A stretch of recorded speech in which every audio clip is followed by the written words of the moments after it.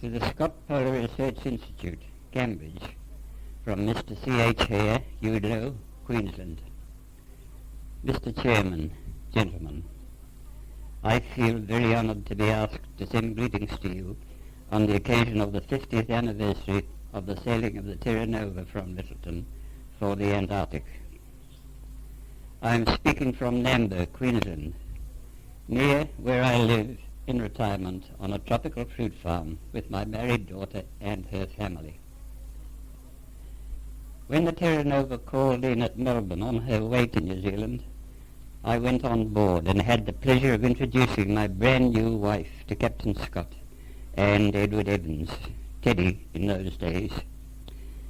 Suggestions of my joining them were promptly dismissed by the young lady.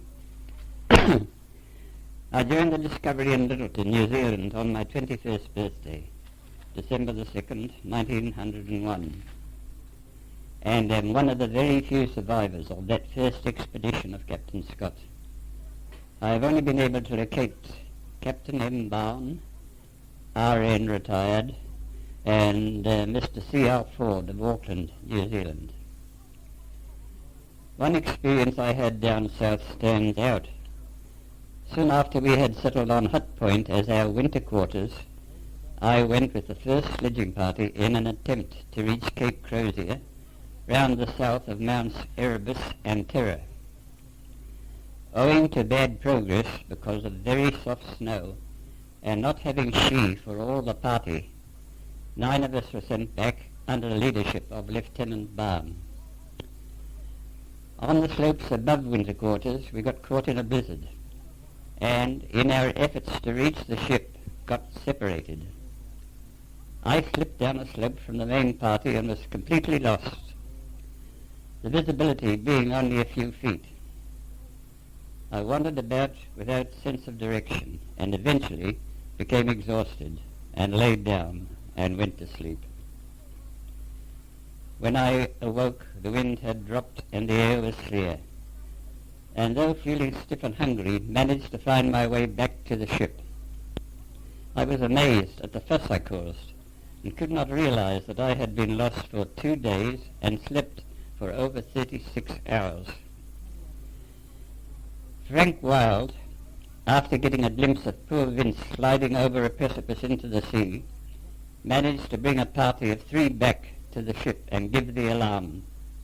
Search parties found the others, but did not find me, who was sleeping peacefully through it all under the snow. Many of the party, including the searchers, got badly frostbitten. I did not even get a nibble. Captain Scott, in the Voyage of the Discovery, describes the incident as almost miraculous, whilst Dr. Wilson wrote, "We all thought it was quite impossible for any man, let alone a by no means robust boy of 21 like Hare, to live through such a night without food or shelter." We had everything to learn in those days, and it would have been quite impossible to imagine the facilities the present-day explorers have to help them. Aeroplanes, wireless, motor tractors, icebreakers, and motion photography had all to come, and now the latest, a nuclear reactor.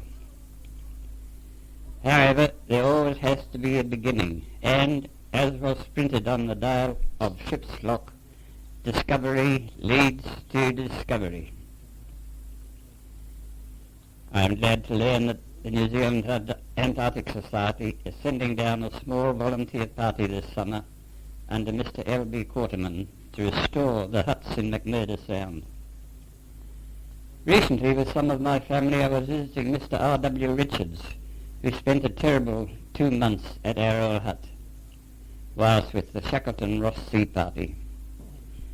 He caused some amusement when he produced a small portion of pemmican which had been out of its container for about 45 years. We each had a tiny taste, and no one asked for a second helping. That was my last taste of the Antarctic. Speaking to you across the world as I am brings back many vivid memories of those great men with whom I served, and whose leadership, courage, endurance and comradeship will always be honoured amongst men. Thank you.